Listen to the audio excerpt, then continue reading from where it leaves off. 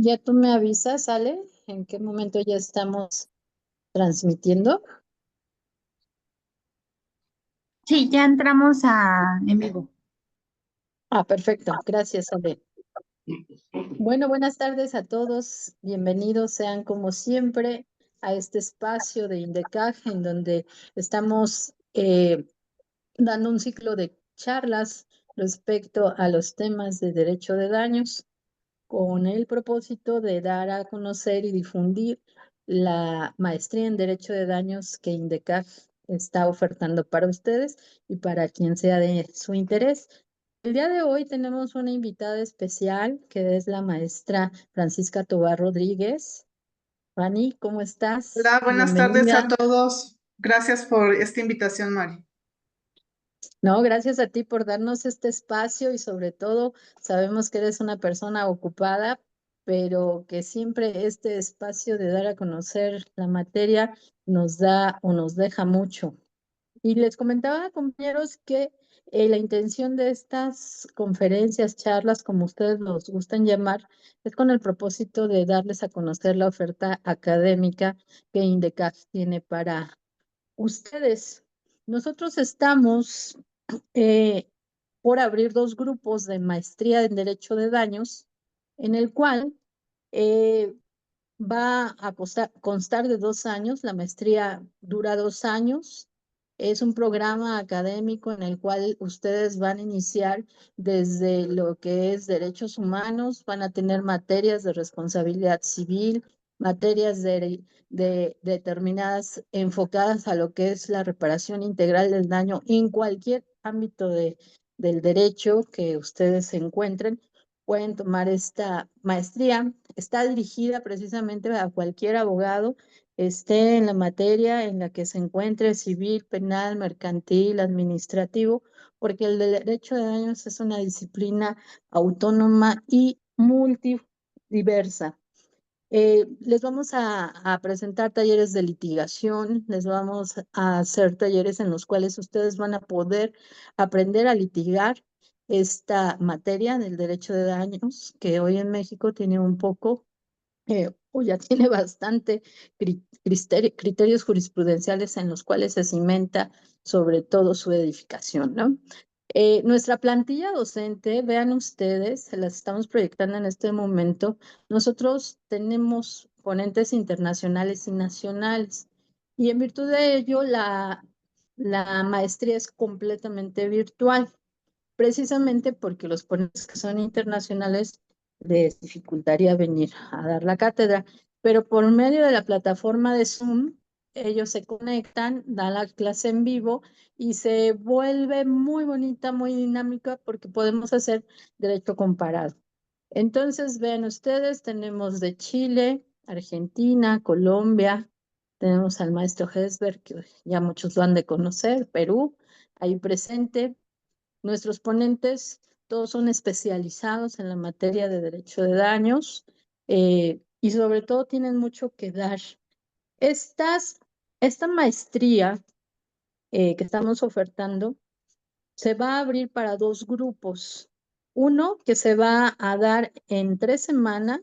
Estamos proyectando los días miércoles y jueves de 7 a 9 de la noche e inicia el día 5 de febrero del 2025. Para quienes se quieran inscribir, eh, lo pueden hacer porque va a iniciar el próximo miércoles 5 de febrero del 2025. Va a ser la primera clase de la maestría para quienes se quieran inscribir para miércoles y jueves. Y tenemos un grupo sabatino que se va a abrir para, iniciaría el 8 de febrero del 2025 en un horario de 9 a 1 de la tarde. Esto es para aquellas personas que si entre semana no pueden o no disponen de tiempo, tengan la oportunidad de que el día sábado de 9 a 1 de la tarde se va a estar impartiendo. En ambos grupos la duración es de 2 años, la maestría, y bueno, los costos se los vamos a dejar en el chat y el link para que ustedes pidan informes y se puedan inscribir. Ahorita todavía, fíjense que les están parando una promoción para quienes se inscriban todavía dentro del mes de enero. Es una promoción que INDECAG les está ofertando y mírenla, ahí la tienen, sobre sus actividades que INDECAG imparte. Si ustedes se inscriben con el costo de su inscripción o bien de su mensualidad, van a poder acceder de manera gratuita a todas las actividades de INDECAG en los términos que establecen ahí en la publicidad que estamos presentando. De cualquier manera, se las vamos a poner en el chat para que ustedes la revisen bien y si tienen alguna duda, se dirijan a los teléfonos que están ahí y puedan preguntar sobre la promoción. Opera únicamente hasta el mes de enero, hasta el último día del mes de enero. Entonces aprovechen la promoción que todavía INDECAG les está ofertando e inscríbanse porque nosotros ahorita estamos ya cerrando grupos porque iniciamos el día 5 de febrero para grupo entre semana y 8 de febrero para grupo sabatino. Entonces no pierdan esa oportunidad. Y les tengo una notición, porque me acaba de informar nuestra directora, Cristina, que INDECAG ya consiguió, ya le autorizaron el REBOE para la especialidad en responsabilidad civil. Y ya me dijo, lo puedes anunciar tal cual. Es decir, quienes cursen la maestría en Derecho de Daños tendrán la opción de también tener la especialidad en responsabilidad civil. Es decir, si a alguno les interesa, pueden ser maestros en Derecho de Daños con especialidad en responsabilidad civil. El REBOE ya está autorizado por parte de la Secretaría de Educación Pública, ya es un hecho, ya nada más hay que realizar algunos trámites administrativos y muy pronto se los vamos a hacer llegar toda la información para quienes les interese la especialidad.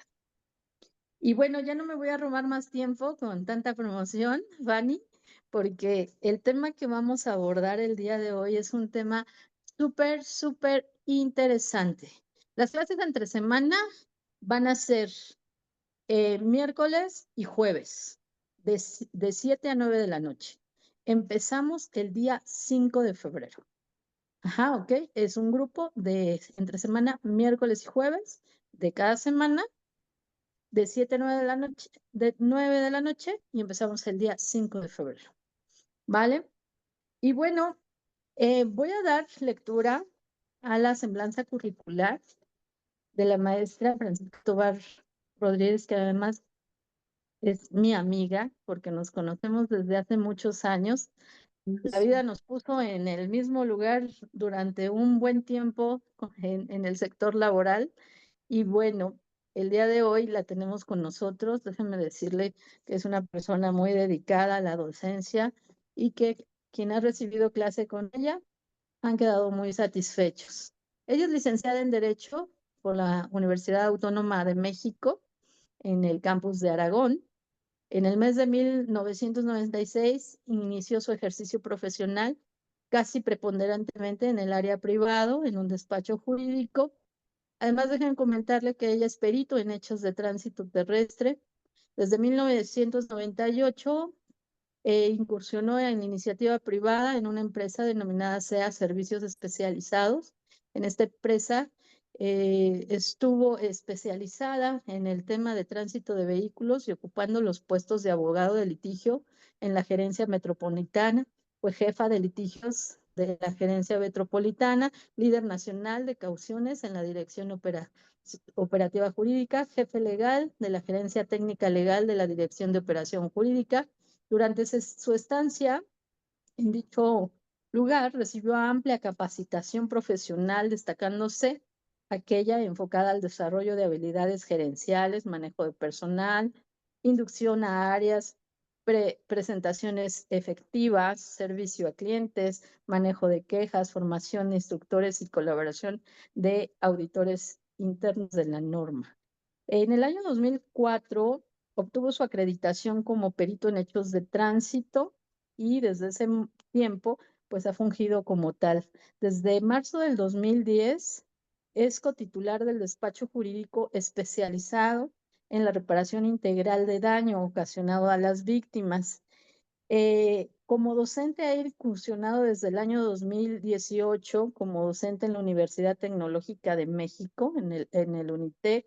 Desde el mes de julio concluyó un diplomado en juicio de amparo y también un juicio en noviembre, el diplomado ante la Suprema Corte de Justicia respecto a derechos humanos.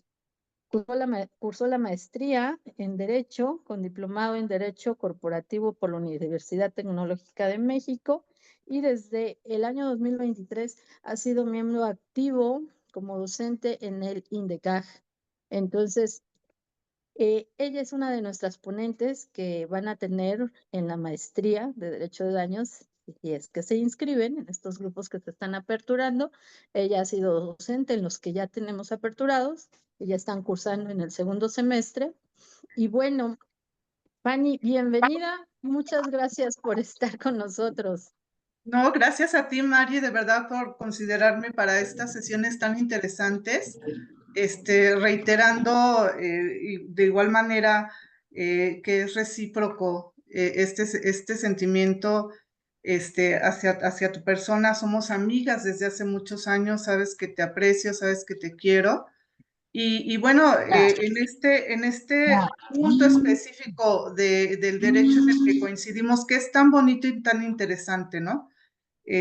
Un placer como siempre estar con ustedes. Gracias, Fanny. Y mira, entrando ya al tema que vamos a abordar el día de hoy, que precisamente lo titulamos La responsabilidad de los condóminos, viene a colación de una sentencia muy reciente que es el amparo directo 3/2021 de la Suprema Corte de Justicia, la primera sala. Y bueno, para entrar al contexto, no sé si nos quieras platicar esta sentencia, cuáles son los hechos que motivaron para que sea analizada por parte de la primera sala de la Suprema Corte de Justicia de la Nación.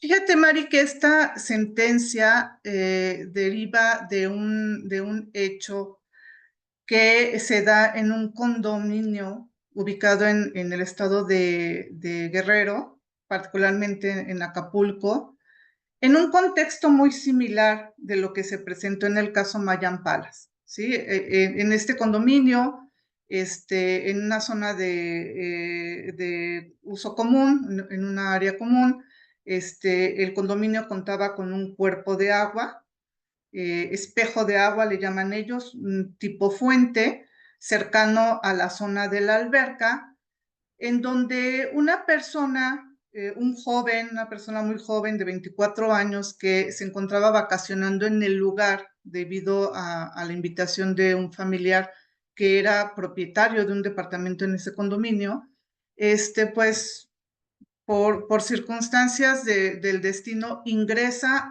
al cuerpo de agua y sufre una electrocución que le provoca la muerte. Ese es el contexto, la manera como ocurrieron los hechos, sin que se precise de una manera exacta la mecánica de esos hechos. Simplemente él ingresa, sufre una electrocución, trata de su familia de sacarlo de la zona, no lo logran de manera tan inmediata, precisamente porque el cuerpo, el espejo de agua se encontraba electrocutado. Entonces, pues eso desgraciadamente también para ellos implicó un riesgo, y cuando logran ponerlo fuera de ese espejo de agua, pues él ya desafortunadamente había fallecido. Ajá. La familia, que en este caso son los padres, las hermanas de la víctima directa, inician un juicio en contra de pues la comunidad condominal, ¿no? Hablando de los condóminos, hablando del administrador del condominio, del comité de vigilancia, en términos generales de quienes están al frente de, pues, encargarse de el mantenimiento, la vigilancia, todo lo referente a que este lugar se encuentre en óptimas condiciones. En una primera instancia, el juzgador considera que se acreditó la culpa inexcusable de la víctima, en donde particularmente se hace un análisis de las circunstancias personales de la víctima en el contexto, pues, de que se trataba de un adulto de 24 años, que tenía una educación profesional, que trabaja como un ejecutivo bancario, que de alguna manera estas características de su persona le permitían advertir o prever que al ingresar a un cuerpo de agua, un espejo de agua de esta naturaleza, que propiamente se considera pues una fuente que de alguna manera está electrificada, pues él podía prever que era un riesgo electrocutarse y que por lo tanto la conducta de la víctima rompe el nexo causal entre lo que ocurre, el daño que se genera y que por lo tanto no hay responsabilidad de los demandados. Situación que se confirma en segunda instancia, aunado a que se considera pues que en este caso el condominio no es sujeto de responsabilidad, pues considerando que en la ley no se le reconoce propiamente como una persona moral, como un sujeto de derechos, ¿no? Que propiamente estamos hablando de un régimen de propiedad al cual no se le puede atribuir una responsabilidad de esta naturaleza.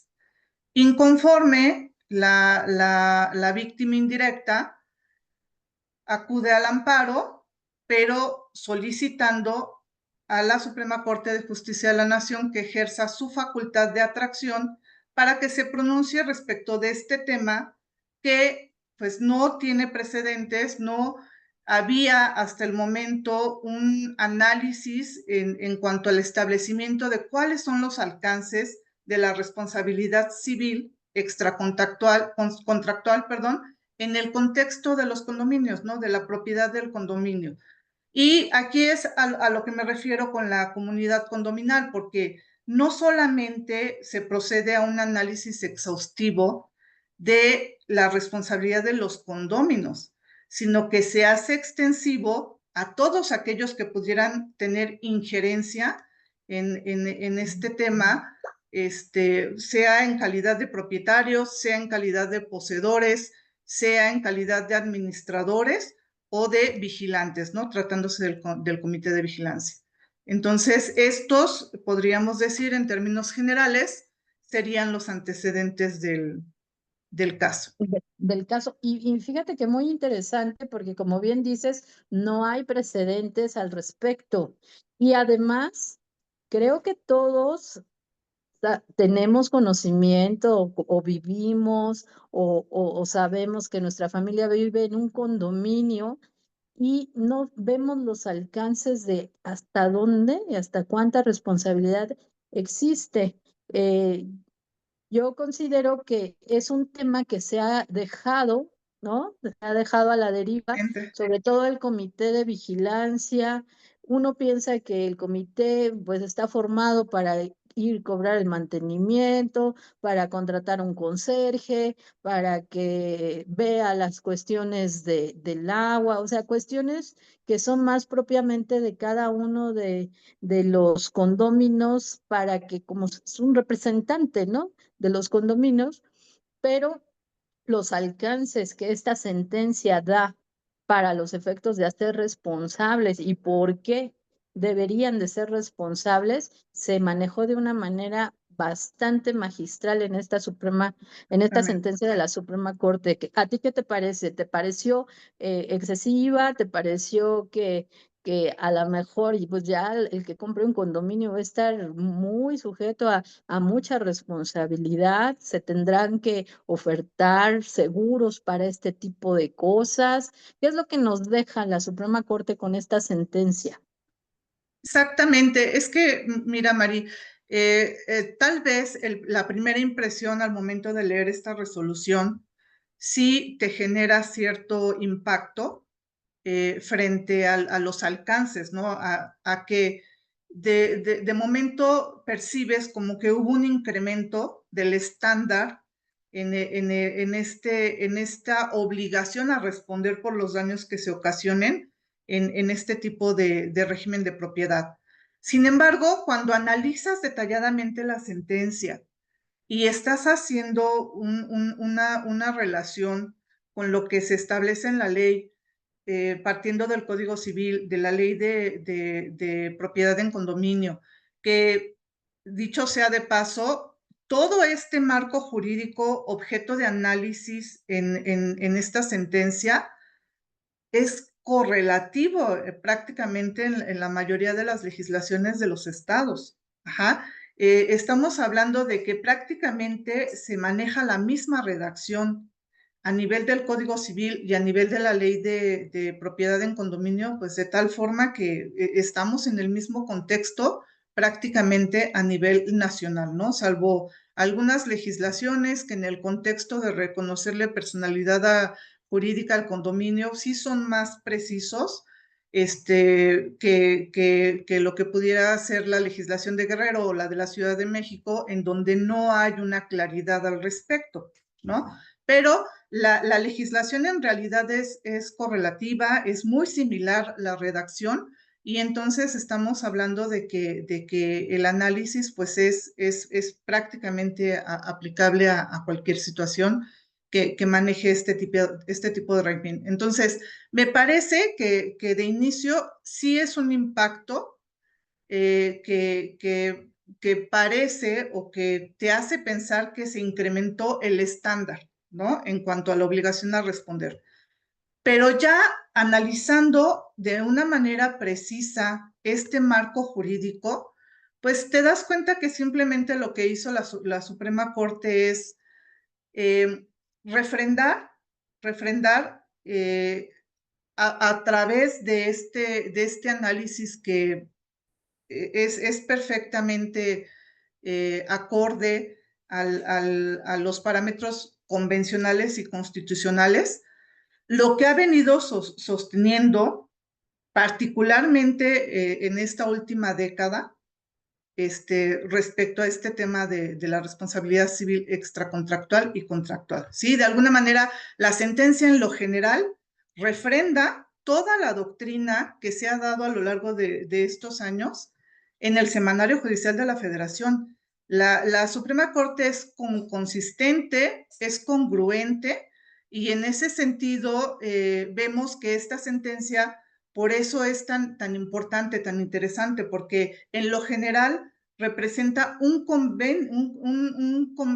compendio, pues de todo eso que a lo largo de los años ha sostenido, y que no podía ser la excepción en este caso. No podía ser la excepción respecto a la responsabilidad objetiva de los condóminos en el momento de ser propietarios copropietarios de todo esto que se localiza en las zonas de uso común, respecto del administrador, que tiene una carga importante de responsabilidades en cuanto a la vigilancia, el mantenimiento, de acatar las obligaciones que se desprenden de la ley, del reglamento del condominio, de lo que se acuerda en las asambleas que se celebran para dar seguimiento a todo este tipo de situaciones, y del comité de vigilancia, ¿no? Del comité de vigilancia, que definitivamente debe estar pendiente de que la administración cumpla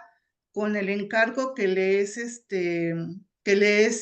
otorgado a partir de las supervisiones, las auditorías, porque definitivamente se da este contexto de supra y de subordinación entre ellos, ¿no? Entonces, me parece que en este contexto la Suprema Corte ha sido consistente, y a través de esta sentencia refrenda toda esa doctrina que ha generado a través de los años, y muy, muy particularmente en esta última década. Y abunda un poco más en el tema de la culpa inexcusable de la víctima, que ya se venía dando una marcada tendencia en el sentido de que para que se pudiera tener por acreditada esa culpa, pues debía ser prácticamente exclusiva o absoluta, y en esta sentencia se va más allá al establecer que tendría que ser grave en un contexto equiparable al dolo, ¿no? Para que pudiera tenerse por acreditada una culpa inexcusable de la víctima, capaz de destruir ese nexo causal entre el hecho y el daño que se ocasiona. Entonces, pues me parece que es una sentencia muy bonita, muy interesante, acorde a los parámetros constitucionales y convencionales, y que su interpretación pues es realmente una confirmación de lo que ya para este tipo de régimen de propiedad se establecía de una manera muy clara en la ley, porque de hecho la ley al respecto me parece que casi no da pie a lagunas o antinomías. No sé tú qué opines. Mira, a mí me cuesta un poco de trabajo pensar en la responsabilidad del condominio con respecto a las áreas comunes y respecto a las personas que están en el interior del condominio, porque seamos honestos, nosotros somos propietarios de nuestro departamento.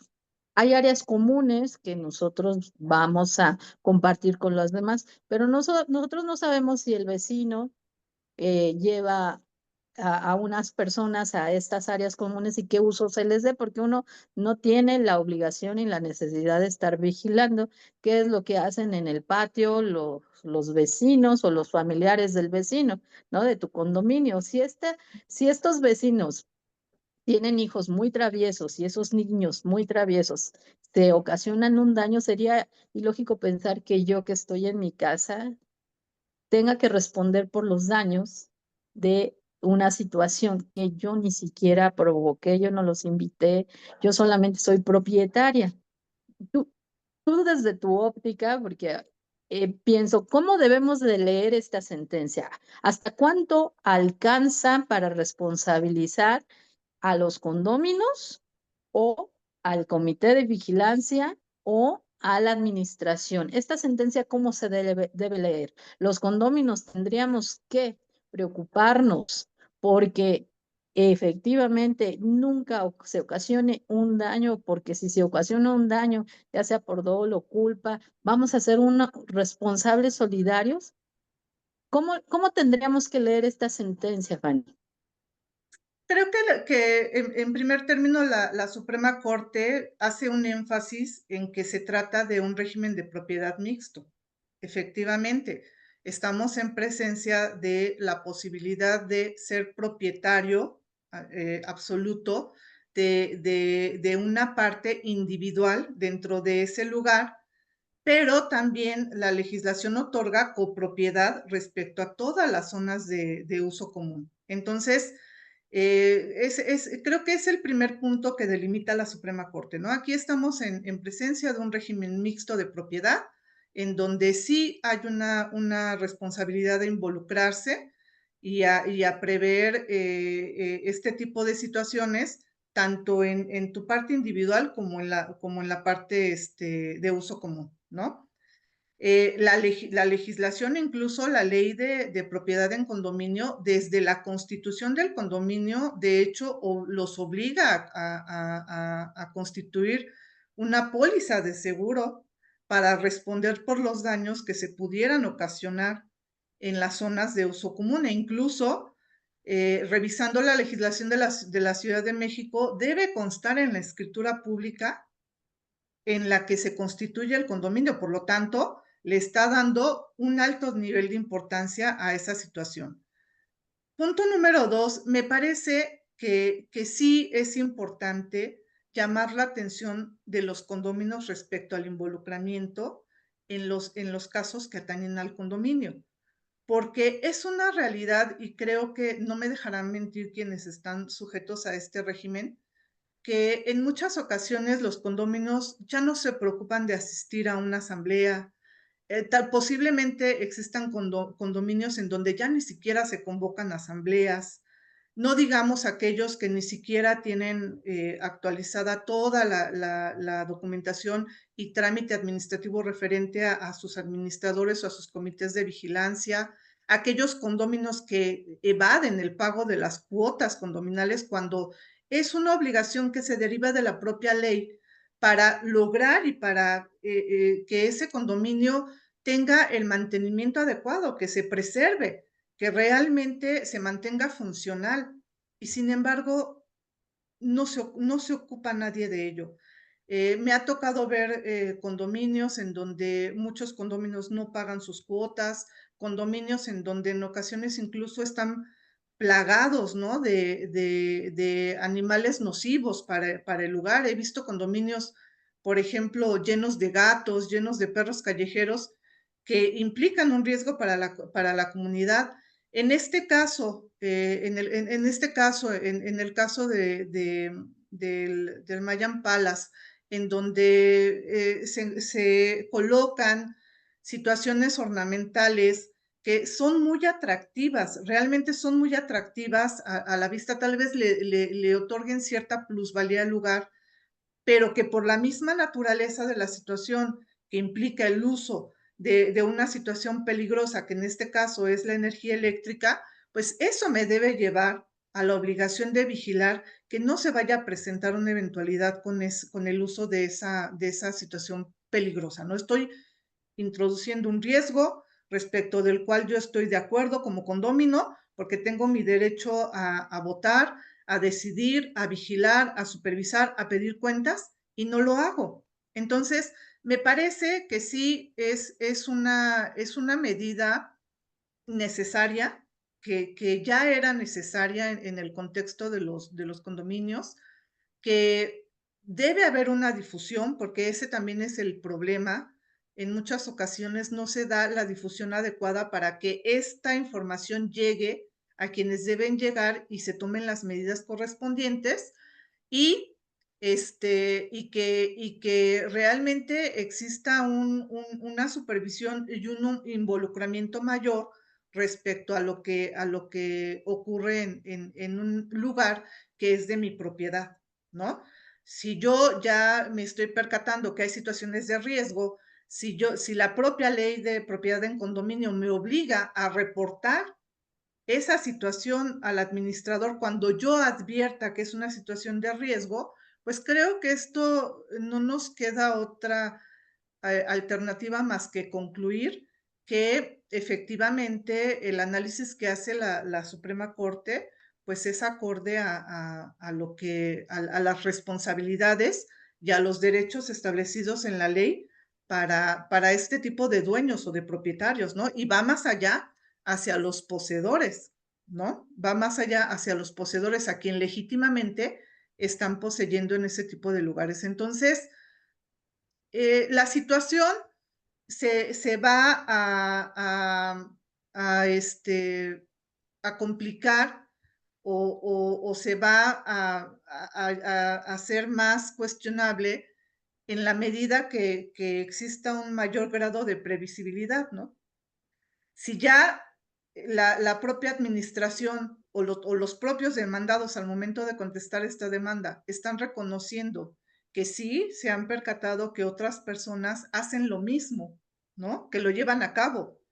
A pesar de que ellos lo tienen en un contexto ornamental, la ubicación, el tipo de espejo de agua que es atractivo, que incluso hasta te invita a entrar a él, ¿no? A disfrutar, te llama la atención, pues sí es previsible que alguien pudiera acceder de la misma manera que lo hizo este chico que desafortunadamente falleció, ¿no? Y que por lo tanto, si tú sabes que ese lugar se encuentra electrificado, pues estás obligado a mantenerlo en óptimas condiciones para no provocar una eventualidad de esta naturaleza. O valorar si puedes atender a medidas de prevención que eviten que eso ocurra. Y si no se puede, pues definitivamente lo quitas. Pero se deben tomar medidas. Así es. Y fíjate que de esta ejecutoria se desprenden varios criterios, ¿cierto? Varios criterios Y jurisprudenciales. ¿Qué nos dicen esos criterios? concretamente fueron 5 criterios jurisprudenciales, Mari.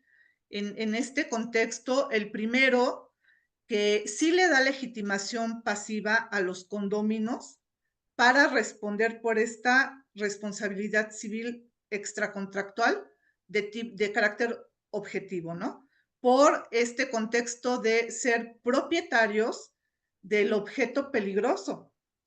propietarios o poseedores, porque se va más allá en el contexto de las personas que legítimamente están poseyendo ese lugar y que permanecen en el condominio con base a esta legítima posesión.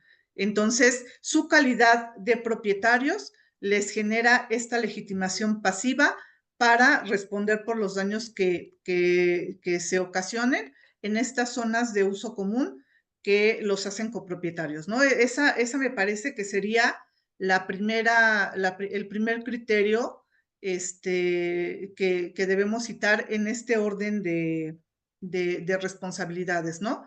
La segunda, que se refiere a que la administración tiene legitimación pasiva para ser demandada en representación de los condóminos, ¿no? Porque en este análisis que hace la Suprema Corte de Justicia de la Nación, en el sentido de si el régimen de propiedad en condominio tiene una personalidad jurídica o no, incluso hace referencia a algún criterio que en alguna ocasión hizo la tercera sala de la Suprema Corte de Justicia, ya extinta, y dice, bueno, ya desde ahí se había resuelto que no, sin embargo, algunos estados sí le dan esa calidad, algunos a nivel internacional, incluso otros países también lo hacen.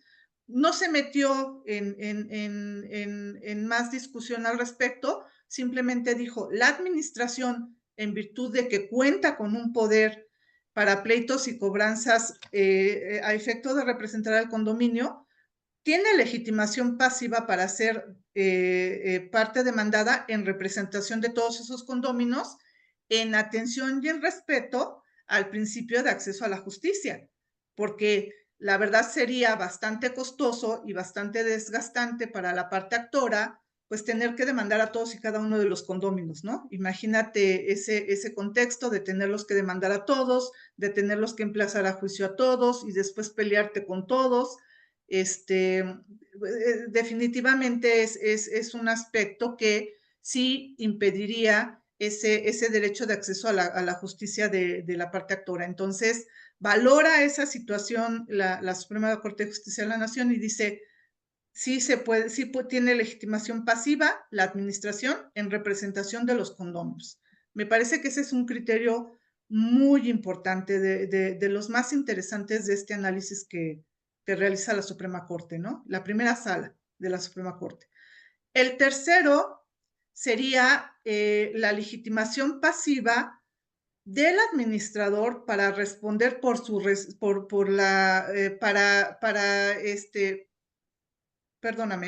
la legitimación pasiva del administrador para responder por su responsabilidad subjetiva, ¿sí? Por las omisiones que cometa en el ejercicio, en el desempeño de su encargo, al no atender a su obligación de estar pendiente del mantenimiento, de la vigilancia, de cumplir con lo que se establece en el reglamento, de cumplir con lo que acordaron en las asambleas, que todo esto, a su vez, pues contribuye en esta situación que desembocó en que no estuviera en adecuadas condiciones este cuerpo de agua y provocara la electrocución de la víctima, ¿no? Ese sería el cuarto aspecto. Y la cuarta jurisprudencia que se refiere a la responsabilidad subjetiva también del comité de vigilancia por no estar pendiente de que el administrador cumpla con su responsabilidad, ¿no? Y aquí también hace un análisis importante la primera sala respecto a la responsabilidad derivada de actos de terceros, ¿no? Y dice, tú como comité de vigilancia sí estás obligado a supervisar, a auditar, a monitorear, a vigilar que el administrador cumpla con las funciones que le fueron encargadas, ¿no? Y la última, que es de las que a mí más me gusta y de las más interesantes, es este análisis que realiza la primera sala en torno a la culpa inexcusable de la víctima, ¿no? Que, como decíamos, sí se mantiene la sala consistente en esta tendencia, en el sentido de que para que se acredite o para que se tenga por acreditada la culpa inexcusable de la víctima y que la misma sea capaz de destruir ese nexo causal entre el hecho y el daño que se ocasiona, pues prácticamente tendría que ser exclusiva o absoluta y grave en un contexto de que esa gravedad se asimile a una conducta dolosa, ¿no? Que esto es algo muy, muy interesante en los extremos que se tendrían que acreditar en el contexto de la culpa inexcusable de la víctima y que en el caso de una corresponsabilidad de la víctima en lo ocurrido, pues para la parte demandada podría haber un atenuante, ¿no? En la valoración de la sentencia. En la condena podría haber un atenuante, pero no compensar las culpas, ¿no? No quedar eximida de esa responsabilidad. Me parece que estos son los 5 criterios que en carácter de jurisprudencia se emiten de esta sentencia, y pues todos muy interesantes, ¿no? Todos muy, muy, muy acordes a lo que ha venido manejando a lo largo de los años la doctrina del semanario. Así es, pues Perdón, la Suprema maestra, Corte. ¿qué número es? ¿Qué número es la de jurisprudencia? ¿El precedente? Sí, si gustan, se los compartimos en el chat. Les mandamos los números de los 5 criterios para que los tengan presentes. Muchas gracias. ¿Ah? Sí, pues mira, antes de dar pauta a las preguntas y respuestas, pues te decía, la Suprema Corte no deja de sorprendernos, ¿no? En los análisis de estas ejecutorias, a veces podemos compartir su criterio, a veces no. En mi opinión, sí era necesario. Sin embargo, pienso que es un poco agresivo, ¿no? El tema de la culpa inexcusable de la víctima, de la forma en cómo se abordó en la sentencia, pero bueno, estamos aquí para debatir, ¿verdad? Y si Sí, quieres, ajá, sí, adelante. sí, y que en el contexto de la víctima finalmente concluye que no hubieron los elementos para acreditar que se diera culpa por parte de la víctima, ¿no? Lo que reflexiona la sala es, a ver, el cuerpo de agua es un espejo de agua a nivel de piso, que no está delimitado, que no tiene ningún obstáculo para poder acceder a él, que está cercano a la zona de la alberca, que es incluso atractivo para que la gente pues se antoje, ¿no? De meterse en él. Eso por una parte. Por la otra, en el análisis de los periciales, ¿qué es lo que dice? Bueno, ninguno de los periciales se basaron en una inspección directa del lugar de los hechos, ¿no? Como que retomaron los elementos que se recabaron en la carpeta de investigación derivado de la instancia penal que se dio por motivo del hecho y en un contexto en donde no logró la parte demandada demostrar exactamente la mecánica de las lesiones y del hecho, ¿no? O sea, se hablaba que el chico había pisado una lámpara, no habían elementos para justificar esa situación. Es carga de ellos acreditar todo lo que se hizo alrededor del mantenimiento, puesto que está en su control, ¿no?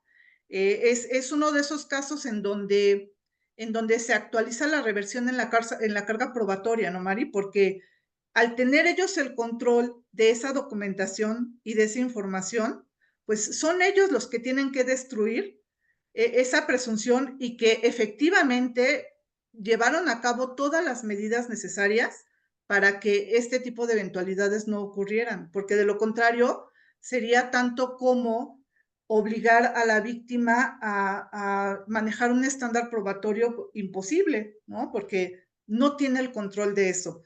Entonces no se logra y simplemente queda en el contexto de que pues no se pudo acreditar que la víctima tuvo culpa, ¿no? Que no hay elementos para acreditar que tuvo culpa y no así llegar al extremo de valorar si su culpa fue en un contexto tan grave como el equiparable al dolo, ¿no? Que eso me hubiera gustado verlo en el análisis, ¿no? Pero me parece que aquí se quedó en el punto de no existen elementos para poder acreditar que la víctima tuvo una culpa, y entonces pues ya no es necesario analizar si se da en esta culpa en el contexto de dolo, ¿no? Porque simplemente no se acreditó que hubo culpa. Y fíjate que el tema de la culpa inexcusable de la víctima no se había tocado de manera toral en ejecutorias de la Corte. Se había quedado muy corto, todavía encontramos criterios en donde nos dicen de la previsión de lo que podría ser un buen padre de familia, el deber de Ah, diligencia exigido, sin establecer claramente aspectos objetivos para poder graduarla, ¿no?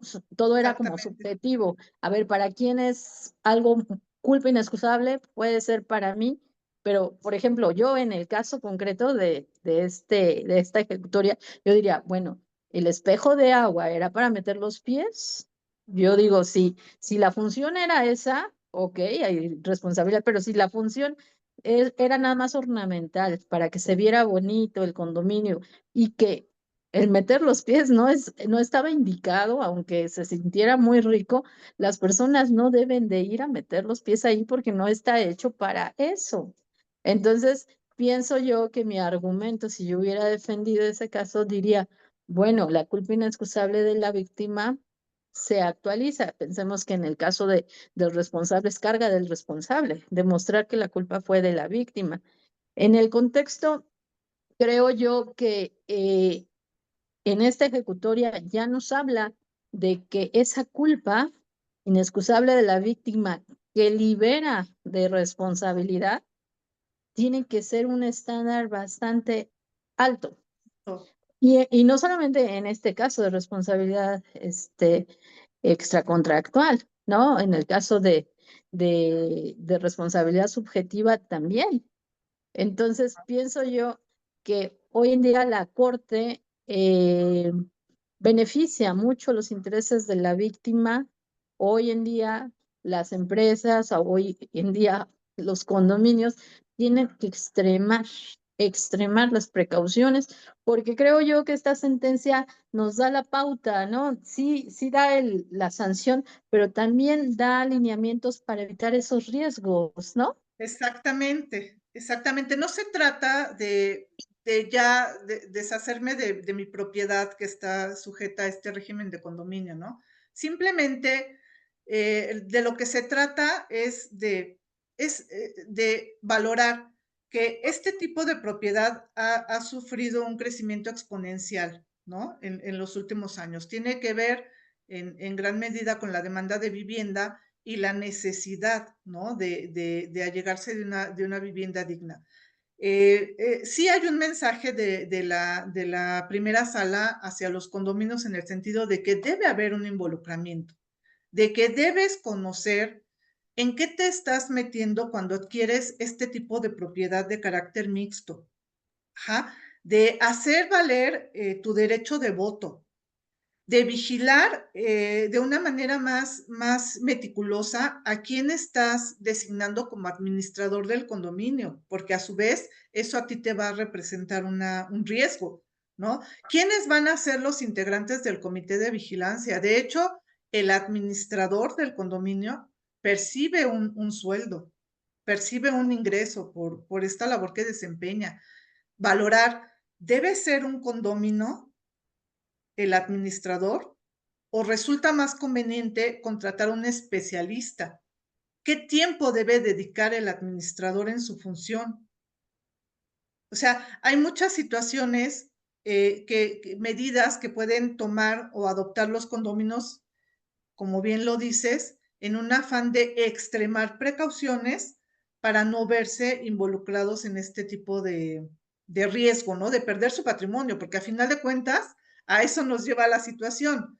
Si vas a Así. responder en la medida de tu parte alícuota, pues quiere decir que vas a responder con tu patrimonio, con el lugar en el que estás viviendo, ¿no? Y con los demás bienes que pudieras tener, pero de entrada está ese riesgo de que pudieras perder tu patrimonio, ¿no? Tu parte alícuota dentro de ese condominio.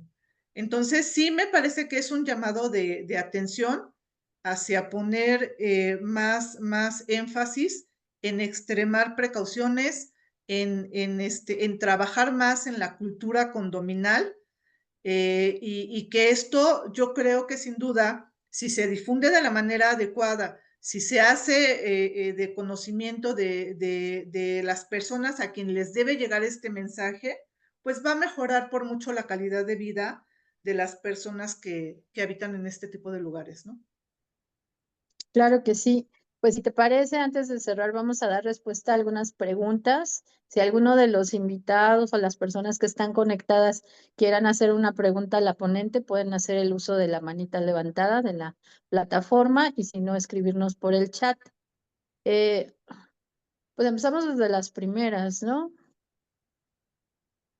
Dice, ¿nos podría decir la ponente por qué refiere que la Suprema Corte de Justicia hizo bien en el criterio que no conozco? No entiendo. Sí, Bueno, a ver si le das respuesta. sí, mira, la Suprema Corte, la función primordial de la Suprema Corte en este caso fue fijar parámetros y lineamientos respecto a cuál debe ser el alcance de la responsabilidad civil en este contexto de propiedad en condominio, ¿sí? ¿Cómo deben responder los miembros de esa comunidad que se encuentran sujetos a este régimen y, pues, en la medida de lo posible, prever que se ocasionen este tipo de daños, ¿no? No sé si te fue posible estar al principio de la sesión. Estamos hablando de un caso del fallecimiento de una persona que, estando en un condominio en el estado de Guerrero, particularmente en Acapulco, ingresa a un cuerpo de agua que se encuentra ubicado en una zona de uso común y sufre una electrocución que le provoca la muerte, ¿no? Entonces, ¿qué es lo que el análisis que lleva a cabo en la primera sala de la Suprema Corte respecto a la responsabilidad de la comunidad condominal, hablando de los condóminos, de los poseedores legítimos de esos bienes, de los administradores y del comité de vigilancia? Pues, ¿en qué medida deben responder? Y para esto hace un análisis muy detallado, muy minucioso del marco jurídico alrededor de este tipo de propiedad mixta, ¿no?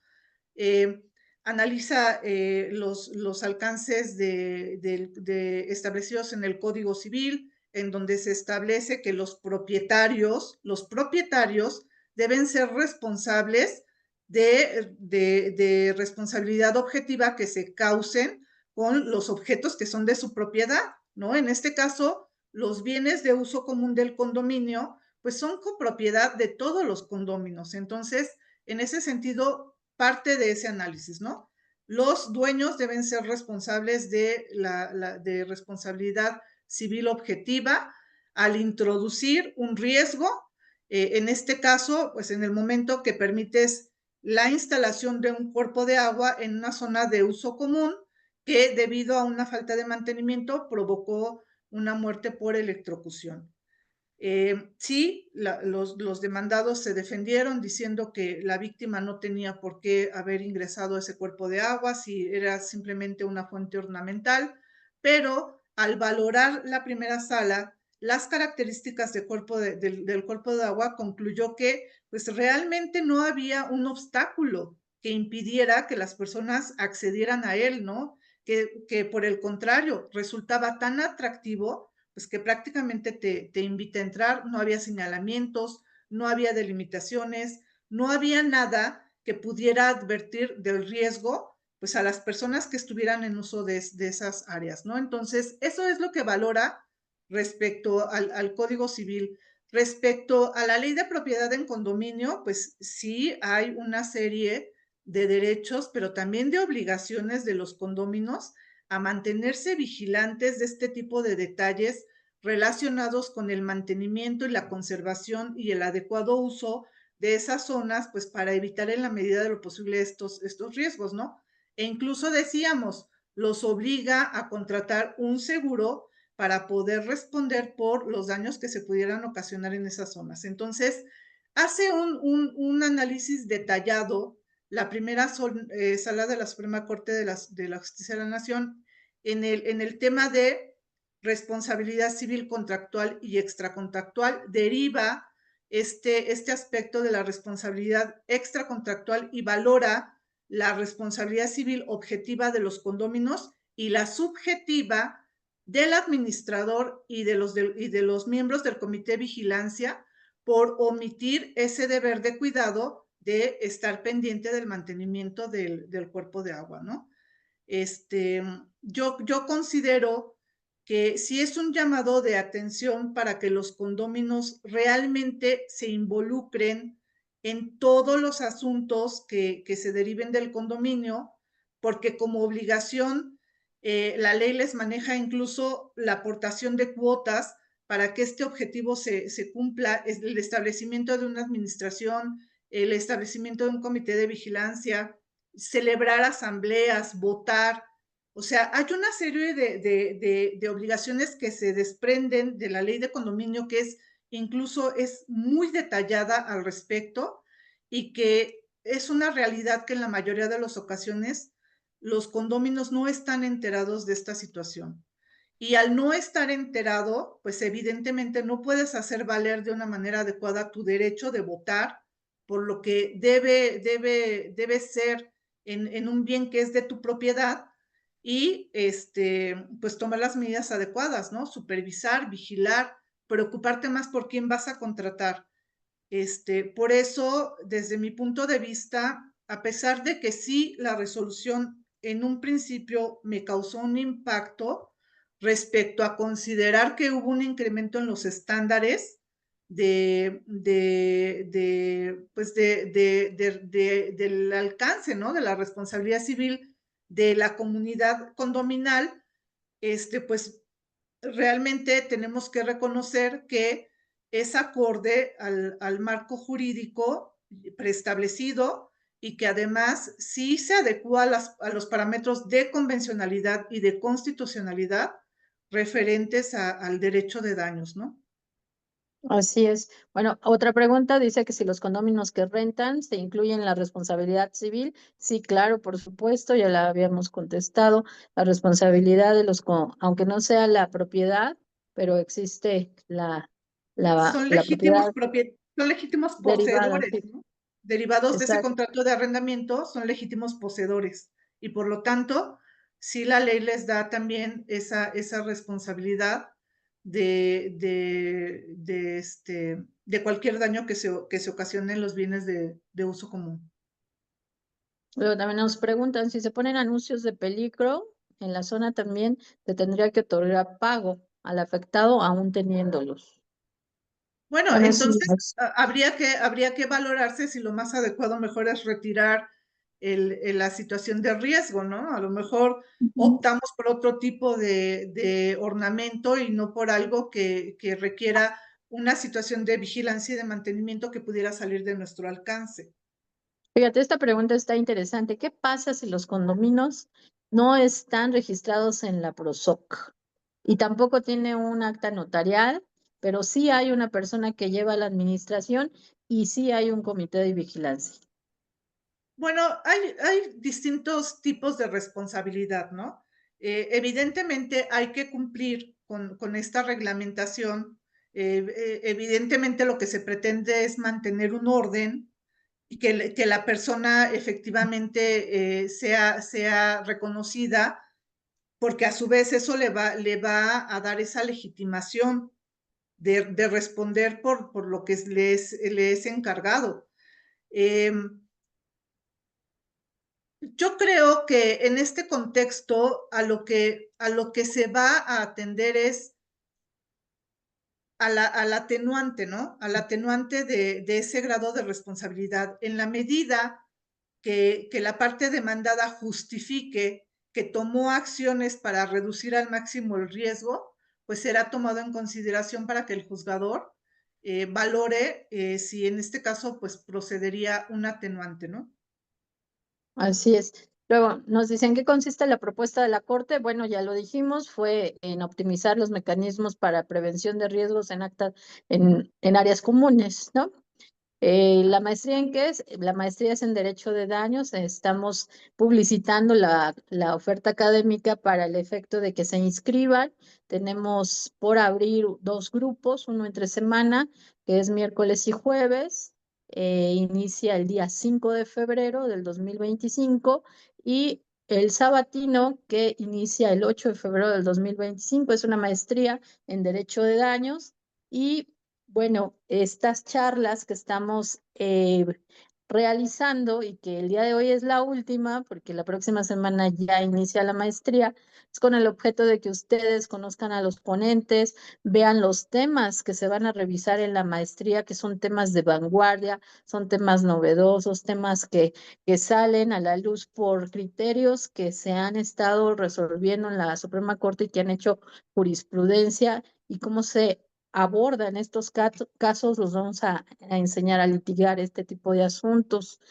Y bueno, aquí nos dice un comentario que hubo un asunto previo de la Corte en un caso de luz, ¿no? De la Comisión Federal de... Sí, ha habido muchos precedentes con Comisión Federal de Electricidad, ¿cierto?